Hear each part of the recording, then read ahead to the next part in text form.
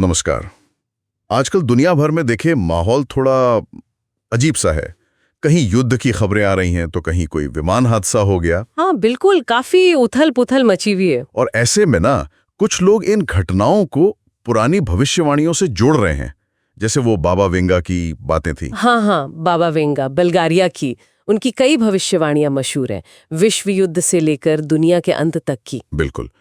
लेकिन आज हम जिस चीज पर थोड़ी गहराई से बात कर रहे हैं वो एक नई ताजा भविष्यवाणी है। अच्छा, किसकी? ये जापान से आई है। एक भविष्यवक्ता हैं रयो तात्सुकी।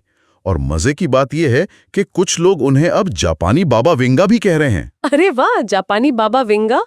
तो क्या कहा है उन्होंने? उन्होंने कहा है कि आने वाले कुछ ही हफ्तों में, मतलब बहुत जल्द, खास तौर पर एक तारीख दी है, 5 जुलाई। 5 जुलाई? हाँ, 5 जुलाई को दुनिया में कुछ बहुत बड़ा होने वाला है।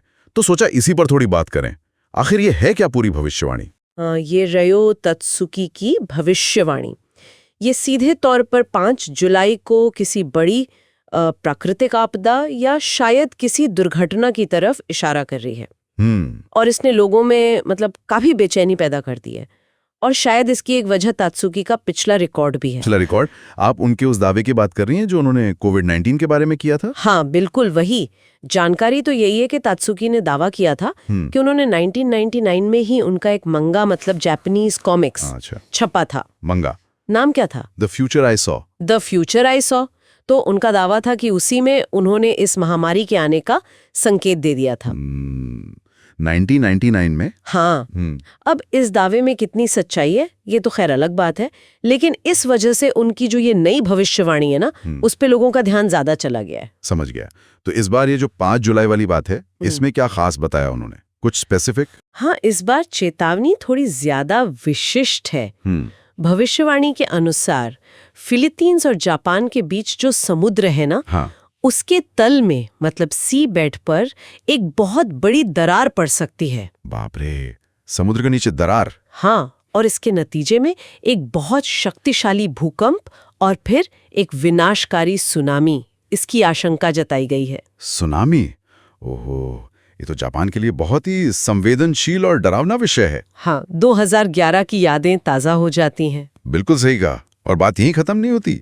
चेतावनी ये भी है कि इस बार जो लहरें उठेंगी, हाँ, वो 2011 में आई भयानक सुनामी की लहरों से भी ज्यादा खतरनाक साबित हो सकती हैं। क्या 2011 से भी ज्यादा? जी हाँ, ये तुलना ही अपने आप में बहुत चिंता बढ़ाने वाली है। यकीनन।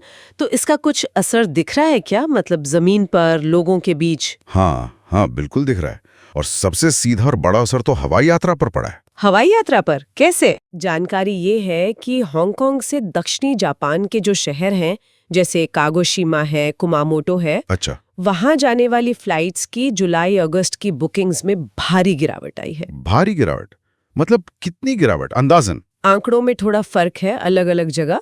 एक रिपोर्ट कहती है कि 83% तक की गिरावट है। 83%? हाँ, जबकि एक दूसरी रिपोर्ट पिछले साल के मुकाबले 50% की कमी बता रही है, और खासकर उन रूट्स पर जहां बोइंग विमान जाते हैं। 50 से 80% ही तो बहुत ही ज्यादा है। और सुनिए, हांगकांग एयरलाइंस ने तो जुलाई अगस्त के लिए इन शहरों की अपनी उड़ानें पूरी तरह रोक ही दी हैं। रोक दी हैं? हाँ। अच्छा, ये तो वाकई दिखाता है कि लोग इस भविष्यवाणी को कितनी गंभीरता से ले रहे हैं, भले ही इसका कोई वैज्ञानिक आधार हो या ना हो। हाँ बिल्कुल, यही तो इसका दिलचस्प पहलू है। ये गिरावट साफ दिखा रही है कि भविष्यवाणी ने लोगों में एक डर, एक चिंता का माहौल बना दिया है। लोग अपनी यात्रा टाल रहे हैं। ये इस बात का सबूत है कि ऐसी भविष्यवाणियां, चाहे वो सच हो या न हो, लोगों की सोच पर, उनके डर पर और फिर उनके फैसलों पर कितना गहरा असर डाल सकती हैं। तो अगर हम सारी जानकारी को समेटें तो सार यही है कि रियो तात्सुकी नाम के जापानी भविष्यवक्ता ने 5 जुलाई को जापान के पास समुद्र में बड़ी दरार, भूकंप और भयानक सुनामी की चेतावनी दी है। हाँ? और इस चेतावनी ने लोगों में इतना डर पैदा कर दिया है कि हवाई यात्रा में भारी कमी आ गई है। बिल्कुल सही। और यहाँ एक बात पर गौर करना जरूरी है। बताइए। जो भी जानकारी उपलब्ध है वो भविष्यवाणी के सच होने या न होने का कोई दावा नहीं करती, उसका आकलन नहीं करती। अच्छा। बल्कि उसका पूरा जोर इस बात पर है कि इस तरह की चेतावनियां लोगों की धारणा को, उनके व्यवहार को कैसे प्रभावित करती हैं। ये असल में लोगों के मनोविज्ञान और जिसे कहते हैं ना सामूहिक प्रतिक्रिया उसका अध्ययन ज्यादा लगता है। ये वाकई सोचने वाली बात है कि ऐसी भविष्यवाणियां जिनका सच होना हमें पता नहीं होता, अनिश्चित होता है, फिर भी वह समाज में एक तरह की सामूहिक चिंता, एक बेचैनी पैदा करने में कितना वजन रखती हैं, ये अपने आप में एक बड़ा सवाल पीछे छोड़ जाता है।